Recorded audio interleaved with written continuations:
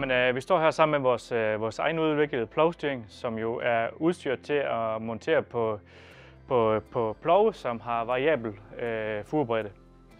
Det vil sige, at vi monterer noget udstyr på ploven, og vi monterer en sensor, som kan måle på furbredden.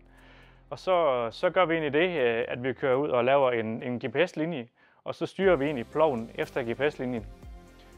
Så man hele tiden får rette furer og vi får den ønskede arbejdsbredde. Det kræver en traktor med isobus, og så kræver det en traktor med GPS, der kan levere noget GPS på isobussen.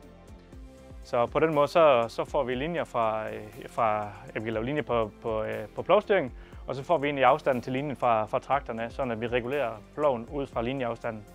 Fordelen med det er jo, at man hele tiden får det rette træk på ploven. Det vil sige, at man kan mindske noget slid, og det er også brændstofbesparende. Jamen det er forholdsvis enkelt, fordi man monterer en sensor, og så monterer man en isobus controller.